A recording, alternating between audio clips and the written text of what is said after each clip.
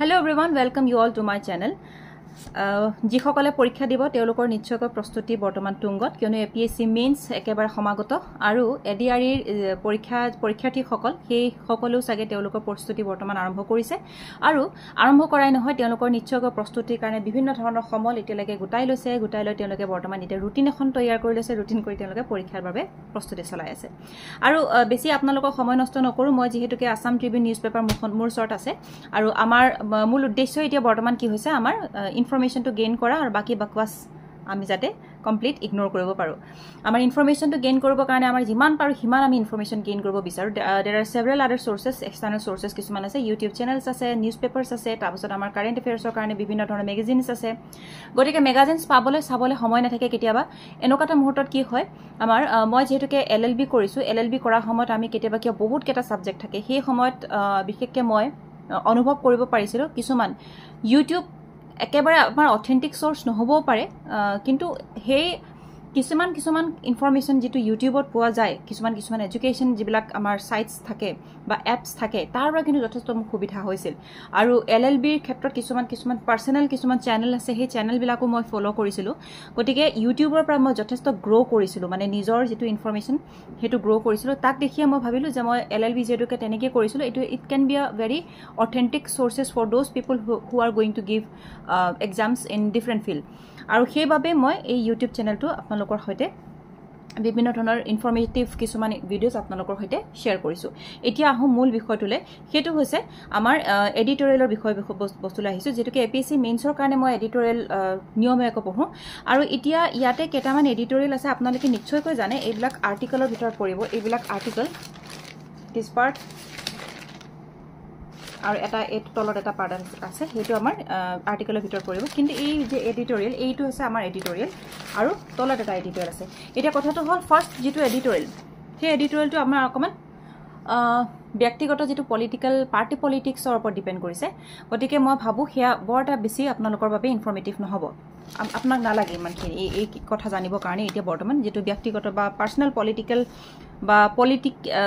Political party যিবিলাকৰ agenda থাকে সেই এজেন্ডা বিষয় ইমান খৰচি মাৰি নপঢ়িলে হ'ব এতিয়া আৰু আমাৰ সেকেন্ড যেটো এডিটৰিয়েল আছে হেটা আছে শাটাৰ্ড সিকিউৰিটি আপোনালোকে নিশ্চয়কৈ জানে যেহেতুকে আমেৰিকান প্ৰেসিডেন্টৰ ওপৰত যেটো আমাৰ US president former US president Donald ট্ৰাম্পৰ ওপৰত এসাসিনেশনৰ মৃত্যুৰ ভাবুকি আহিছিল আৰু ভাবুকি মানে তেওঁক এসাসিনেট কৰাৰ চেষ্টা চলাইছিল সেই যেটো ঘটনা সেই ঘটনাৰ ওপৰতে এডিটৰিয়েলটো ইয়াত লিখা আছে এতিয়া ইয়াৰ পৰা কিন্তু আমি directly we cannot assume any type of questions from here কিন্তু এথিক্যাল কিছুমান কোৱেশ্চনছ আহি যাব পাৰে এই এডিটৰিয়েলটোৰ জৰিয়তে যেটো মই ভাবো এডিটৰিয়েলটো এটা পাৰ্সোনাল বা ব্যক্তিগত ফালৰ পৰা যিসকল পৰীক্ষাৰ্থী আছে সেই পৰীক্ষাৰ্থীসকলে নিজৰ এথিক্যাল যেটো এটা এজেন্ডা বুলি ক'ব লাগিব নিজৰ এথিক্যাল যেটো এটা আপোনালোকে ইতিমধ্যে নিশ্চয়কৈ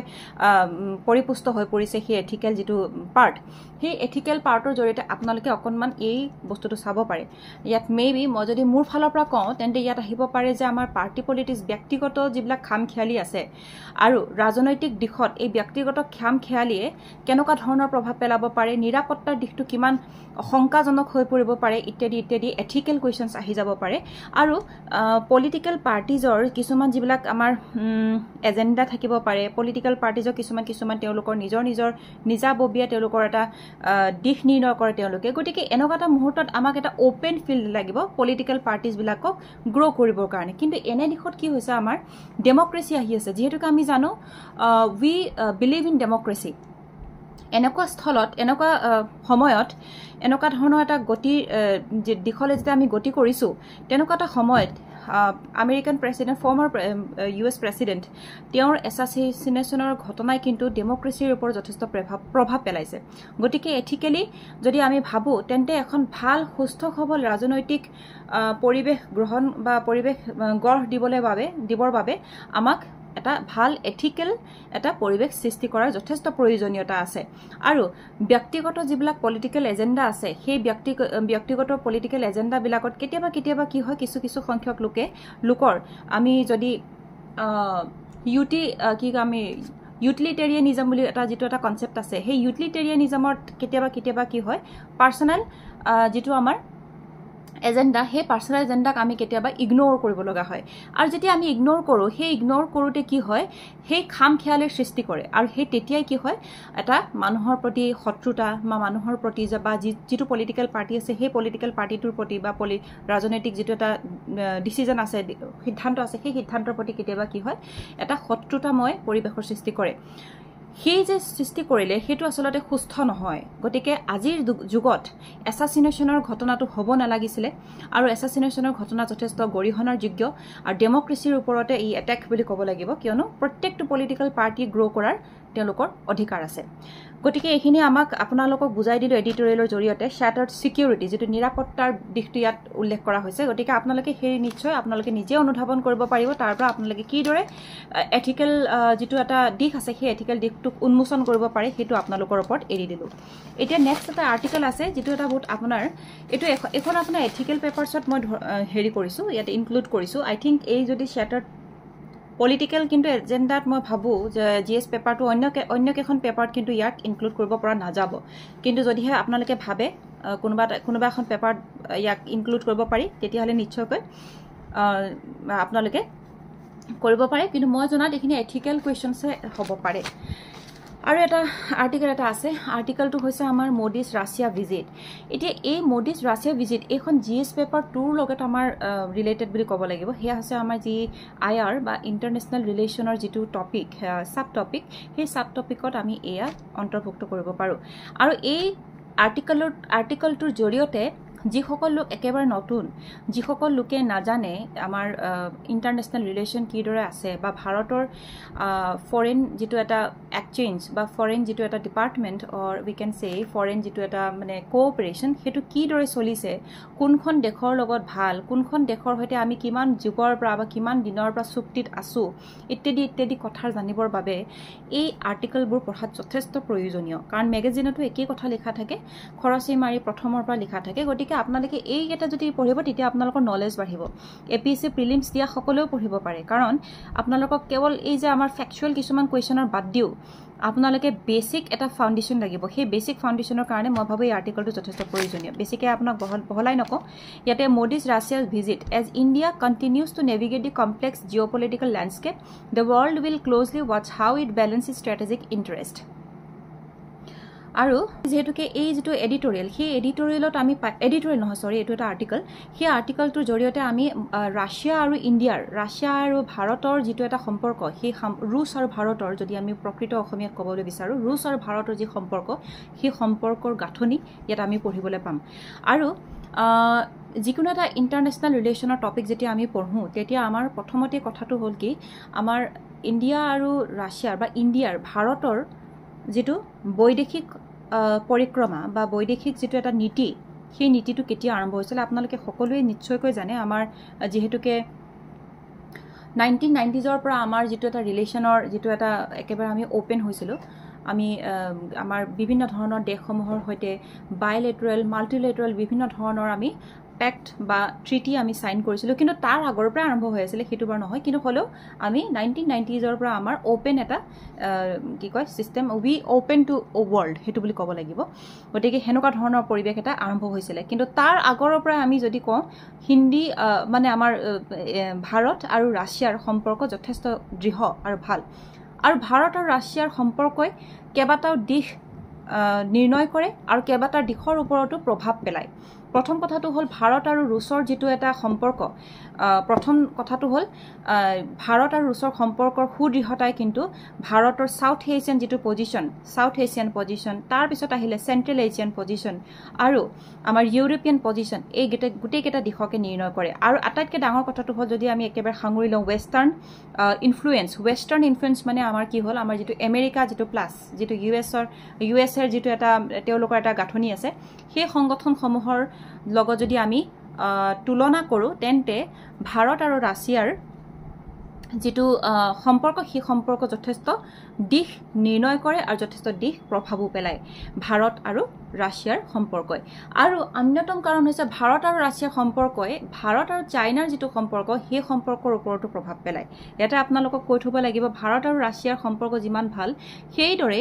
ভাৰত আৰু চাইনাৰ সম্পৰ্ক আৰু চাইনা আৰু ৰাছিয়াৰ সম্পৰ্ক তেওঁলোকৰ ভাল গতিকে এইখিনি ক্ষেত্ৰত যথেষ্ট কিছুমান প্ৰভাৱ পেলায় আৰু যিকোনো এখন দেশৰ বাইলেটাৰেল যেতিয়া এটা সম্পৰ্ক আহে বাইলেটাৰেল সম্পৰ্কই মাল্টিলেটাৰেল সম্পৰ্কবিলাকৰ ওপৰতো প্ৰভাৱ পেলায় মাল্টিলেটাৰেল সম্পৰ্ক যেনে কি আহিলে ব্ৰিক্স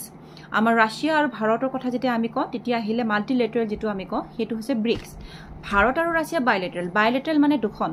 এতিয়া মাল্টিলেটাৰেল বুলি ক'লে আমাৰ এটো আহিলে আমাৰ ব্ৰিক্স আহিলে আৰু আছে এসসিওৰ কথা মই দুদিন মানৰ আগতে আপোনালোকৰ আগত কৈছিল এডিটৰিয়েলটাৰ জৰিয়তে এসসিও মানে যেটো সাংঘাই কোঅপাৰেচন অৰ্গানাইজেচন গতিকে হেতু হৈছে মাল্টিলেটাৰেল হেৰি আসপেক্ট তাৰ পিছত ভাৰত আৰু ৰাছিয়াৰ সম্পৰ্কই আমাৰ সেন্ট্ৰেল এছিয়ান যেটো আমি এসসিওৰ পৰা যদি আৰম্ভ কৰো বা মিডল ইষ্টৰ পৰা যদি আৰম্ভ কৰো তেন্তে ৰাছিয়াৰ সম্পৰ্ক যথেষ্ট ৰাছিয়াৰ লগত আমাৰ সম্পৰ্ক যথেষ্ট সুদৃঢ় আৰু যথেষ্ট কেবাটাও দিশ তাত নিৰ্ণয় কৰিব পৰা যায় আৰু ভাৰতৰ প্ৰথম কথাটো হ'ল ভাৰতৰ যেটো এটা বৈদেশিক যেটো এটা নীতি সেই বৈদেশিক নীতি সদায় কি হয় আমাৰ নেইবাৰহুড ফাৰ্স্ট হিচাপে আমি যেহেতুকে জানো নেইবাৰহুড ফাৰ্স্ট কিন্তু ৰাছিয়াৰ লগত আমাৰ সম্পৰ্ক নেইবাৰ্স যদিও বা নেইবাৰ্স নহয় কিন্তু আমাৰ ওচৰ চুবুৰীয়া নহলেও ৰাছিয়াৰ লগত আমাৰ সম্পৰ্কটো অলপ বেলেগ আৰু তেওঁলোকৰ যেটো এটা নীতি তেওঁলোকৰ যেটো এটা আমাৰ কি বুলি কম দৰ্শনমূলক তেওঁলোকৰ যি দৰ্শন ৰাজনৈতিক দৰ্শন যদিবা নিমিলিব পাৰে তেওঁলোকৰ দৰ্শন বেলেগ অলপ কিন্তু তেওঁলোকৰ চিন্তাধাৰা আমাৰ ভাৰতৰ চিন্তাধাৰাৰ সৈতে খাপ খায় আৰু সেই গতিকে কেবাটাও ক্ষেত্ৰত তেওঁলোকৰ পৰা সহায়ৰ হাত এতিয়ালৈকে আমি পাইছো আমাৰ যিকোনো ধৰণৰ আমাৰ যেনেকে স্পেচ এক্সপ্লোৰেশনৰ ক্ষেত্ৰত ৰাছিয়াৰ পৰা আমি হেল্প পাওঁ ৰাছিয়াই আমাক যথেষ্টখিনি হেল্প কৰিছে আমাৰ স্পেচৰ এক্সপ্লোৰেশনৰ ক্ষেত্ৰত প্ৰথমৰ পৰা যদি আপোনালোকে খৰচি মাৰি চাই তেন্তে ভাৰত আৰু ৰাছিয়াৰ সম্পৰ্কৰ বাবে আমাৰ স্পেচ এক্সপ্লোৰেশন যথেষ্ট আগবাঢ়িছে কাৰণ ৰাছিয়া হৈছে এখন আগবঢ়া দেশ ডেভেলপড কান্ট্ৰি আৰু ৰাছিয়াৰ বাবে আমাৰ যেটো এছিয়ান যেটো এটা পজিশন আৰু লগতে ইউৰোপিয়ান যেটো এটা পজিশন সেই পজিশনটো আমাৰ এটা বেলেন্সত আছে আৰু চাইনাৰ বাবে মানে ৰাছিয়াৰ বাবে চাইনাৰ লগত যেটো এটা আমাৰ কনফ্লিক্টছিয়াছ এটা মোমেন্ট আছে বা কনফ্লিক্টছিয়াছ অসমীয়াত মই সম্পূৰ্ণ ক'ব পৰা নাই কিয়নো যেহেতুকে আমি ইংলিছতে লিখিব লগা হয় যদিওবা মই চেষ্টা চলাইছো অসমীয়াত ক'বৰ বাবে কিন্তু কনফ্লিক্টছিয়াছ যেটো এটা মোমেন্ট আহে আমাৰ চাইনাৰ লগত if we talk about Pakistan if we talk about Sri Lanka তেতিয়া কি হয় ৰাছিয়াৰ যেটো এটা পজিশন ৰাছিয়াৰ যেটো এটা সম্পৰ্ক সেই সম্পৰ্ক যথেষ্ট ব্যালেন্স তৈয়াৰ কৰে আমাৰ ভাৰতৰ বাবে আৰু হেয়া সদায় এফাৰ্মেটিভ হয় আৰু হেহতিয়াকৈ ৰাছিয়াৰ মই এতিয়ালৈকে আৰ্টিকেলটো পঢ়া নাই কিন্তু আপোনালোকক থুলমূলকে কথাখিনি কৈ থৈ দিছো আৰু হেহতিয়াকৈ আমাৰ ইউক্ৰেইনৰ যেটো এটা ক্ৰাইসিস হ'ল ইউক্ৰেইনৰ ক্ৰাইসিস তাৰ ক্ষেত্ৰটো হেহতিয়াকৈ কিন্তু বহুতে প্ৰশ্ন উত্থাপন কৰিছিল যে ভাৰত আৰু ৰাছিয়াৰ সম্পৰ্ক ফাট মেলিছে বুলি বা ভাৰত আৰু ৰাছিয়াৰ সম্পৰ্ক যথেষ্ট বেয়া হৈছে বুলি কিন্তু এইখিনিতে কৈ থওঁ এই যে ভাৰত আৰু মোদীৰ যেটো ৰাছিয়া ভিজিট এই মোদীৰ ৰাছিয়া ভিজিটে কিন্তু যথেষ্টখিনি কথা ইয়াতে উন্মোচন কৰিলে যে ভাৰত আৰু ৰাছিয়াৰ সম্পৰ্কত কেতিয়াও ফাট মেলিব নোৱাৰে আৰু ৰাছিয়া সদায় ভাৰতৰ লগত থিয় দি থাকিব সেই বিষয় পাকে প্ৰকাৰে বৈদেশিক পৰিক্ৰমা মন্ত্ৰীয়ে হওক বা বৈদেশিক দিশত হওক বা ৰাছিয়াৰ যেটো আমাৰ প্ৰেসিডেন্ট হে তেওঁলোকে পাকে প্ৰকাৰে সদায় বুজাই থাকে আৰু আমাৰ যেটো এবষ্টেনশন ৰিসেন্টলি এটা এবষ্টেনশন হল আমাৰ ভোটিং যেটো ইউনাইটেড নেশনত এবষ্টেনশন হল এটো ইউক্ৰেইনক লৈ গতিকে সেই বস্তুটোও যথেষ্ট বহুত কেটা কথা প্ৰকাশ্য হলো যেটো প্ৰকাশ কৰা হল হেয়া হৈছে আমাৰ ৰাছিয়াৰ প্ৰতি আমি কেতিয়াও হাৰ্শ হ'ব নোৱাৰো বা কঠিন হ'ব নোৱাৰো হয় এটা কথা ঠিক মোদী ডাঙৰীয়া বা আমাৰ ভাৰতৰ যেটো বৈদেশিক নীতি সেই বৈদেশিক নীতি we are against terrorism we are not against any country সেই বস্তুটো যেতিয়া আমি মুকলি কৰি দিছো তেতিয়াৰ পৰা আমাৰ সুদৃঢ় যেটো সম্পৰ্ক সেই সম্পৰ্ক আৰু বেছি দৃঢ় হৈ পৰিছে আৰু ৰাছিয়াৰ লগত সম্পৰ্ক ফাট যে মেলা নাই সেই বিষয়েও প্ৰকাশ পোৱা গল আৰু এটা চাইনাৰ কথা যেটো ইউক্ৰেইনৰ সময় যেতিয়া ঘটনাটো হৈছিল চাইনাই কিন্তু ডাইৰেক্টলি সম্পূৰ্ণকৈ তেওঁলোকে কি কয় আমাৰ ইউক্ৰেইনৰ ৰাছিয়াৰ তেওঁলোকে সাইড কৰি লৈছিল বা তেওঁলোকক সন্মতি প্ৰদান কৰিছিল কিন্তু ভাৰতে এবষ্টেইন কৰিছিল না তেওঁলোকে সন্মতি প্ৰদান কৰিছিল না তেওঁলোকে অসন্মতি প্ৰদান কৰিছিল গতিকে তেওঁলোকৰ এবষ্টেনশনটো ইয়াতে প্ৰমাণ কৰিছে তেওঁলোকে কিয় এবষ্টেইন হল তাৰ কাৰণে কোনো জবাব দিব নালাগে কিন্তু হলেও বা তেওঁলোকে বিভিন্ন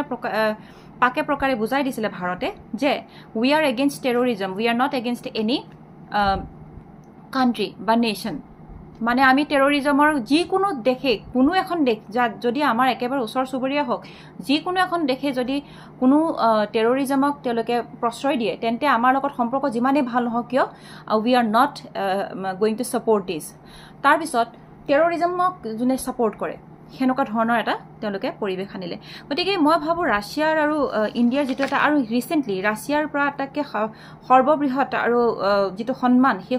সন্মান আজৰি আনিবলৈ সক্ষম হৈছে মোদী ডাঙৰীয়া গতিকে ইয়াৰ পৰাও এটা বস্তু নিৰ্ধাৰিত হৈছে তেওঁলোকে এটা কেনেকুৱা ধৰণৰ স্থান ভাৰতক দি থৈ দিছে বা মোদীৰ যিটো এটা আমাৰ প্ৰভাৱ সেই মোদীৰ প্ৰভাৱটো আমাৰ ভাৰতৰ প্ৰভাৱ বুলি ধৰিব লাগিব মোদীৰ প্ৰভাৱটো আমাৰ দেশজুৰি মাল্টিলেটাৰেল যদি ফেক্টৰ পৰা চাওঁ তেতিয়া কিমানখিনি বস্তু তেওঁলোকে প্ৰভাৱ পেলাব পাৰিছে আৰু ইয়াৰ পৰা এইখিনিও ক'ব পাৰি ভাৰতক এটা আগস্থানত লৈ যাবৰ বাবে এটা আগস্থান মানে যিকোনো ক্ষেত্ৰত মাল্টিলেটাৰেল ফেচেটৰ পৰা যদি কওঁ if we talk about bilateral thinking if we talk about multilateral the happenings সেইবিলাকৰ ফালৰ পৰা তেতিয়াহ'লে ভাৰতক এটা আগস্থান দিবলৈ কাৰণে সক্ষম হৈছোঁ আৰু ৰাজনৈতিকভাৱে strategically in fact also' all geopolitical in the geopolitical landscape তাৰপিছত এতিয়া ইয়াতে এইখিনি কথা আপোনালোকে গম পালে আৰু এটা কথা দেই ভাৰত আৰু ৰাছিয়াৰ ট্ৰেড ৰুটটো এটা আছে ট্ৰেড ৰুট আৰু ভাৰত আৰু ৰাছিয়াৰ যিটো সম্পৰ্ক সেই সম্পৰ্ক কিন্তু আমাৰ ভাৰতৰ ট্ৰেড যিটো এটা স্থাপন বা ট্ৰেড ৰুটৰ বা যিটো এটা ব্যৱসায়িক দিশটো সেই ব্যৱসায়িক দিশটো নিৰ্ধাৰণ কৰে আৰু সেই ব্যৱসায় কাৰণ আমাক লাগিবই যিকোনো এখন দেশে যদি ভালকৈ এখন গোটেই ৱৰ্ল্ডৰ ভিতৰত গোটেই পৃথিৱীৰ ভিতৰতে তেওঁলোকে ব্যৱসায়িকভাৱে যেতিয়া ভালকৈ থাকিব লাগিব মানি যিটো এটা থাকে মানি বেলেঞ্চ অফ মানি সেই মানিটো আমাৰ balance of payment is different thing কিন্তু মানিৰ যিটো এটা কথা থাকে আমাৰ যেনেকৈ আমাৰ কি বুলি ক'ম বহুত কেইটা কথা থাকে আদান প্ৰদান ক্ৰয় বিক্ৰয় ইত্যাদিৰ জৰিয়তেহে আমাৰ কি হয় আমাৰ গ্ৰ' হয় আমাৰ ইকনমিক গ্ৰ' হয় আৰু ইকনমিক গ্ৰ' কৰিবৰ কাৰণে বিভিন্ন ধৰণৰ ইণ্টাৰনেশ্যনেল এজেণ্ডা কিছুমান আছে কেতিয়াবা ইণ্টাৰনেশ্যনেল যদি ক'ৰবাত কেতিয়াবা আন্তৰ্জাতিকভাৱে কেতিয়াবা মানে এতিয়া আমাৰ ৱেষ্টাৰ্ণ কাণ্ট্ৰিজৰ ফালৰ পৰা ক'লোঁ কেতিয়াবা কি হয় ডলাৰৰ পৰিমাণ ডলাৰৰ যিটো এটা তুলনা সেই আমাৰ ভাৰতৰ যিটো ৰূপীৰ তুলনাত যথেষ্ট বেছি গতিকে এনেস্থলত কি হয় আমাৰ ভাৰতৰ যিটো আদান প্ৰদানৰ যিটো শক্তি সেই শক্তিটো কমি যায় আৰু সেই ক্ষেত্ৰত কিন্তু ৰাছিয়াৰ পৰা আমি যথেষ্ট সহায় পাইছোঁ আমি তেল বা পেট্ৰল আমি যিবিলাক ফুয়েল সেই ফুয়েলবিলাকৰ আমাৰ আদান প্ৰদান হয় ৰাছিয়াৰ পৰা ৰাছিয়া আমাক যথেষ্টখিনি সহায় কৰি আহিছে ফুয়েল পাবৰ বাবে কাৰণ ৰাছিয়াৰ যিটো ইউৰোপিয়ান কাণ্ট্ৰিজৰ তাৰ পৰা ফুয়েল পাবৰ কাৰণে আমি যথেষ্ট সহায় পাইছোঁ তাৰপিছত আৰু বহুকেইটা বিষয়বস্তু আছে ট্ৰেড যিবিলাক ছাবজেক্ট কিছুমান আছে গতিকে ট্ৰেডৰ ক্ষেত্ৰত বা ব্যৱসায় বাণিজ্যৰ ক্ষেত্ৰত আদান প্ৰদানৰ ক্ষেত্ৰত ৰাছিয়াৰ ভূমিকা যথেষ্ট বেছি আছে আৰু সেই ভূমিকাৰ বাবেই আমি ৰাছিয়াৰ লগত কেতিয়াও বেয়া হ'ব নোৱাৰোঁ কাৰণ trade is very much important for a country তাৰপিছত এতিয়া আহিলে নেটোৰ কথা আহিলে ইয়াত নেটোৰ কথা ডেফিনেটলি মই ৱেষ্টাৰ্ণ ইনফ্লুৱেঞ্চৰ কথা কৈছিলোঁ ৱেষ্টাৰ্ণ ইনফ্লুৱেঞ্চৰ কথা ক'লেই নেটোৰ কথা আহি পৰে নেটো মানে নৰ্থ আটলাণ্টিক ট্ৰিটি অৰ্গেনাইজেশ্যন যিটোত আমাৰ USA আছে এতিয়া ইয়াতে প্ৰথমতে ৰাছিয়া এণ্ড ইউক্ৰেইন ইয়াতে কথা এটা prime minister Narendra Modi recent visit to Russia has garnered global attention amid ongoing war between Russia and Ukraine. The visit was scrutinized closely as India recognized as one of the world's fastest growing economies with a robust 7.8% year-on-year growth rate in the first quarter of 2024, reaffirmed its economic strength, and this growth places India firmly in the top tier of global economies and now ranking 5th by GDP. গতিকে আপোনালোকক প্ৰথমতে যেতিয়া মই কৈছিলোঁ আপোনালোকক ব্যৱসায় বাণিজ্য ক্ষেত্ৰত হওক বা তেওঁলোকৰ ইকনমি ক্ষেত্ৰত যেতিয়া আমাৰ ভাৰতৰ ইকনমি গ্ৰ' কৰিবৰ কাৰণে আমাৰ সম্পৰ্ক ভাল হ'ব লাগিব আৰু মই যিদৰে আপোনালোকক ক'লোঁ ইউক্ৰেইনৰ যিটো ৰিলেশ্যনশ্বিপ ৰিচেণ্ট যিটো এটা ক্ৰাইচিছ হৈ গৈছিলে ইউক্ৰেইন ৰাছিয়াৰ মাজত সেই ক্ৰাইচিছৰ পাছত এই যি আমাৰ মোদীৰ ভিজিট তাৰপিছত আমাৰ ইউনাইটেড নেশ্যন অৰ্গেনাইজেশ্যনত abstention of India from voting against Russia ইত্যাদি কথা যথেষ্ট সোমাই পৰে গোটেইখিনি কথা ইয়াত লিখা আছে আপোনালোকে পইণ্ট ৱাইজ চাই ল'ব কিন্তু অল টোটেল যদি আমি বুজাই কওঁ তেতিয়াহ'লে কথাখিনি এইখিনি আহি পৰে এটা বেছিক ফাউণ্ডেশ্যনেল যিটো কথা তাতে আৰু বহুতকেইটা কথা লিখা আছে আমাৰ নেটোৰ কথা লিখা আছে নৰ্থ আটলাণ্টিক ট্ৰিটি অৰ্গেনাইজেশ্যন কোন আছে আপোনালোকে চাই ল'ব সেয়া ৱেষ্টাৰ্ণ ইনফ্লুৱেঞ্চ বুলি ক'ব লাগিব যিটো ইউনাইটেড ষ্টেট অফ আমেৰিকা তেওঁলোকে কৰিছে আৰু বেচিকেলি কি কোৱা হয় জানেনে এয়া আমাৰ ৰাছিয়া এগেইনষ্টত গঠন কৰা বুলি ভবা হয় তাৰ পিছত ইয়াতে এটা লিখা আছে একদম লাষ্ট প্যাৰাগ্ৰাফৰ কথা এটা মই লিখিছো it is pertinent to recall that on August 1971 মই যদিবা 90s কথা কৈছিলো 90s পৰা আমাৰ open to all countries of the world কিন্তু আমাৰ তাৰো আগৰ পৰা ৰাছিয়াৰ লগত সম্পৰ্ক ভাল কেতিয়া কৈছে 1971 the treaty of peace friendship and cooperation was signed marking an important landmark for the Soviet Union and India aimed at fostering cooperation and friendship. Thus Modi's visit has not only reinforced the robust economic ties with Russia but also positioned India at the heart of global scrutiny and debate. As one of the world's fastest growing economies and a major global player, India's diplomatic choice carries significant weight. By emphasizing dialogue and diplomacy, India has maintained its stance of strategic economies amidst the Ukraine conflict, even as it faces pressure from Western nation. গতিকে আপোনালোকক মই বুজাই কলোৱে এই গোটেই আৰ্টিকেলটো মই এতিয়ালৈকে পঢ়া নাই কিন্তু থুলতে মই যিখিনি কথা আমি যেটো আমাৰ ৰিসেন্ট যিবিলাক হ্যাপেনিং হৈ গল ৰাছিয়া ইউক্ৰেইন কাজিয়া তাৰ পিছত আকৌ আমাৰ ভাৰতৰ যেটো পজিশন ভাৰতৰ যেটো আমাৰ পুৰণি যেটো সম্পৰ্ক ৰাছিয়াৰ লগত ফাট মেলিছে নেকি তেনেকুৱা ধৰণৰ এটা ধাৰণা চাইনাৰ তাতে আকৌ এগ্ৰেছন চাইনা আকৌ কি কয় ৰাছিয়াৰ লগত সম্পূৰ্ণ তেওঁলোকে সাপোৰ্ট কৰিছে তেনেস্থলত আকৌ ভাৰতৰ আকৌ এক্সটেনশন তেনেকুৱা ধৰণৰ কিবা আহি যে মৌনতা এটা আহি গলে কি হয় মৌনতা বুলি ক'লে আপোনাক সাপোৰ্টও নুবুজায় বা সন্মতিও মানে অসন্মতিও নুবুজায় গতিকে তেনেটা স্থলত দৃঢ় নহয় আপোনাৰ এটা ডিসিশনটো দৃঢ় হোৱা নাই কিন্তু তেনেকুৱা ধৰণৰ এটা ডিপ্লোমেটিক বা বৈদেশিক যেটো আমাৰ হেৰি আছে নীতি আছে সেই বৈদেশিক নীতিৰ ওপৰত অকনমান হলো এটা প্ৰশ্নবোধক চিনাহি পৰিছিল কিছুদিনৰ আগে কিন্তু এই গুটেখিনি কথা ইয়াত উল্লেখ কৰা হৈছে আপোনালোকে ভালদৰে চাই লব ৰাছিয়া আৰু ভাৰতৰ যেটো এটা সম্পৰ্ক ৰাছিয়াই যেটো আমাক মোদিক আমাৰ প্ৰধানমন্ত্ৰী মোদি ডাঙৰীয়াক এটা সৰ্ববৃহৎ সন্মান তেওঁলোকে প্ৰদান কৰিলে সেই বিষয়ে অকমান জনাটো দৰকাৰ ৰাছিয়া ইউক্ৰেইনৰ কাজিয়া বিষয়ে জনাটো দৰকাৰ আৰু ৰাছিয়াৰ ট্ৰেড কিমান পাৰ্সেন্টেজ হেতু জনাটো দৰকাৰ ৰাছিয়াৰ পৰা আমাৰ যেটো মাল্টিলেটাৰাল যেটো এটা অৰ্গানাইজেচনৰ যেটো প্ৰভাৱ হেতু আপোনালোকে জনা ব্ৰিক্স আছে আমাৰ এসইউ আছে ইত্যাদি কেবাটো আছে তাৰ পিছত আমাৰ যেটো তেলৰ যেটো আদান প্ৰদান আৰু আমাৰ যেটো ইকোনমি মানে ধৰক আমাৰ ট্ৰেড যেটো এটা আদান প্ৰদান আছে সেই বিষয়ে আমাৰ ৰাছিয়াৰ পৰা যথেষ্ট সহায় হয় হেখিনি কথা আপোনালোকে জনাটো দৰকাৰ মই ভাবো আপোনালোকৰ এইখিনি কথা আইআৰত অকনমান হলো সহায় কৰিব আৰু এবাৰ হলো এই যেটো আমাৰ আৰ্টিকেল হে আৰ্টিকেলটো পঢ়িব ডেটা কিছুমান লিখা আছে সেই ডেটাবিলাক অকনমান কেইটামান ডেটা আছে বাৰু সেই ডেটা বিষয়ে অকন ভালদৰে জানি লব আৰু নোট ডাউন কৰি লব thank you so much for watching